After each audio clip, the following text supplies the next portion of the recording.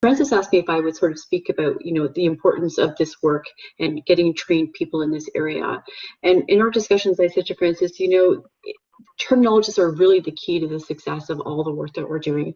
They're key to the present work that we're doing and to all the future successes that we will have in digital health solutions work. The precision of language and health communications matters. And it's really important that we have technologists or terminologists that understand these standards and how they work, so that information, when it's shared from one system to another or from one provider to another, is not, as I like to call it, lost in translation as it's moving from one system to another. And it really takes people with this critical skill set to help do this type of work, to ensure that when we're working with systems and solutions and providers and patients, that everything that we do keeps patients as safe as possible and reduces any type of risk that we can. So I told Francis I'd provide a little bit of an example here, and we talk a lot about this in the work that we do, and we're trying to sort of explain the value of health terminologies. And if you look at how information is sent from one system to another, it's sent up in what we call an HL7 message. And lots of times you just sort of get little bits and pieces that are sent in the message. And so the question was, if I would just send the word cold, how would I know if a person was actually shivering, had a rhinovirus, or was talking about cold temperature itself? So this is a real example here that I provided to Francis for today that shows this work being done in SNOMED. So imagine again, just receiving the word cold in your information system. It's been sent to you from one provider to another. You really want to know exactly what I was talking about. So in the next slide, you can see here, this is a SNOMED CT example, but you can see here how SNOMED has modeled this.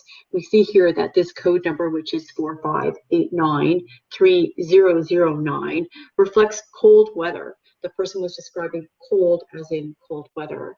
In the next example, again, the same word, cold, but now you can see there's a different identifier, 841620001, that talks about the fact that I was experiencing the sensation of feeling cold, versus the last example that I provided, which is again the word cold, but now a different identifier, 822-72006.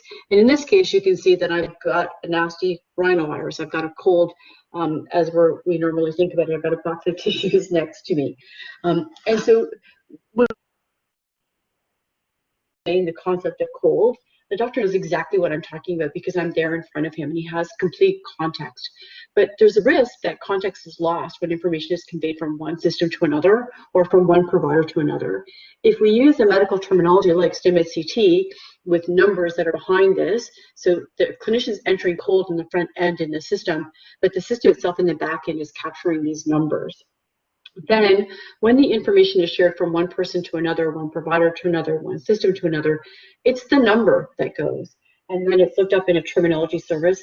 And now I know that whether or not I was actually feeling cold, I was talking about cold weather, or I had a rhinovirus that was giving me a cold.